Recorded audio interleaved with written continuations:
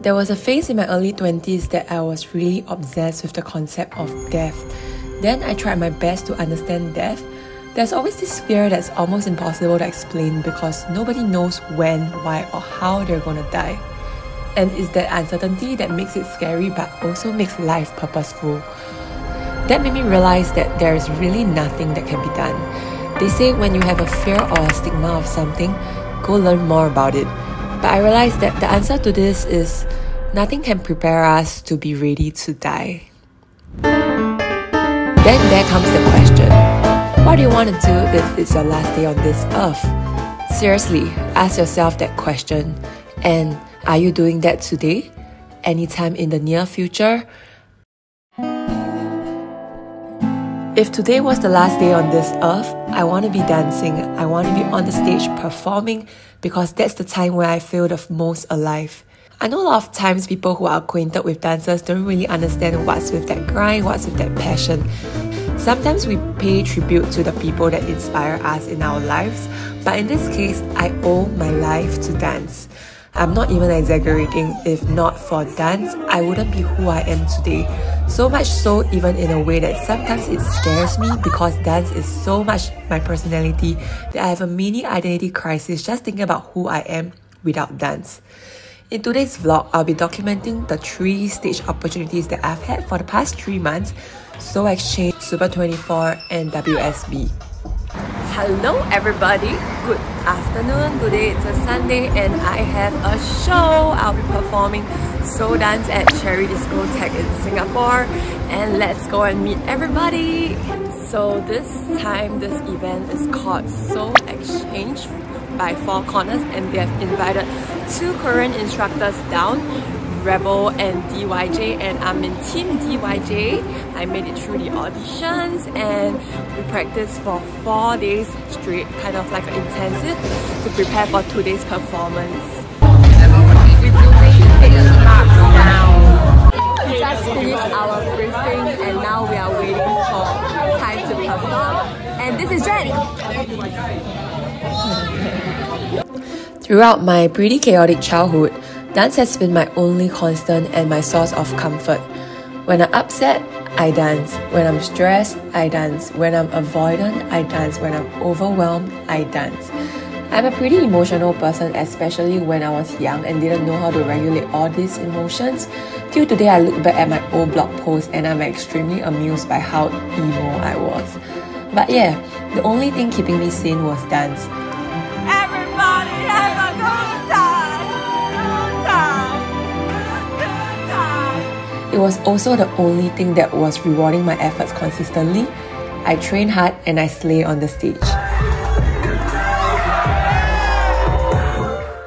It also gave me a lot of confidence because, you know, back in school, the ones in the dance CCA are always the cool kids, and the more I practice, I got better at it and I received more acknowledgements and I feel better about myself.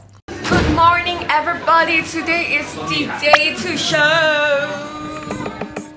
And this cycle keeps reinforcing itself that I just ended up wanting more and more from dance and also spend more and more time with dance. The pressure, the expectations started coming in. I was no longer dancing from a place of passion but from a place of inferiority. Feeling not good enough when I compare myself to other dancers, constantly seeking validation. A part of me really clung onto dance because it feels like I've spent so much of my time on it and it's the waste to give it up. And also, if I don't cling on it, what else do I have?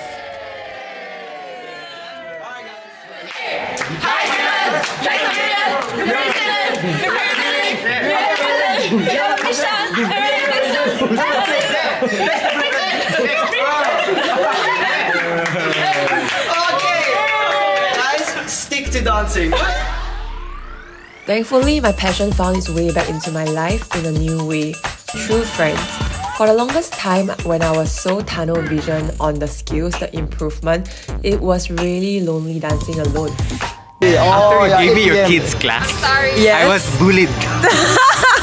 Tell me more about it. They were lying on the ground. How can I ask them to stand up? Then I went overseas and met my amazing community of dance friends. That is really one of the best things that happened in my life. and reminded me that dance could be pressure-free and you don't have to kill it because the feeling of sharing this communication with people is way more fulfilling. Am I gonna be famous? Eat, guys. I thought you said you need to make me famous.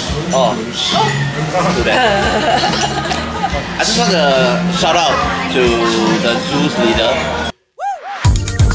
Fast forward to present, a lot of my non-dancer friends or people I've tried to date still don't really understand why my passion places above my friends, my lover. Hi guys, it's almost the end of competition season, the last competition of August and also the last competition of the year, WSB. Here with the team. The team who is still late.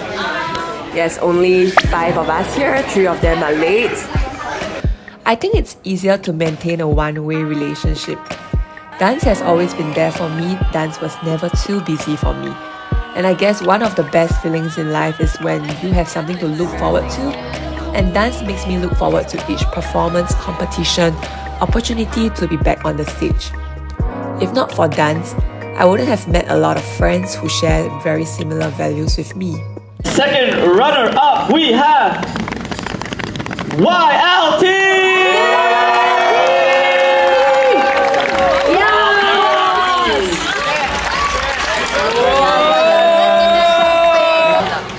Guys, we did it! Were y'all shocked? Yes, I am. But I'm happy. The crazy part is, when I was younger, I said that I would never ever stop dancing. That's impossible. And I would never understand why people had to give up dance. I just felt like my passion was bigger and it would never end. But in recent years, I also made a new discovery. There's nothing good about obsessing with things and people. Do it because it feels right now. And what's to come in the future, nobody knows. Just like nobody knows how you're gonna die. Life is so grand and there are so many other experiences that may add to your life. Be open to that, then you'll struggle less now or in the future. Maybe a new hobby would come into my life and I'll spend almost every other day doing that. I don't know. I have so many hobbies anyway. Okay, 1, 2, 3.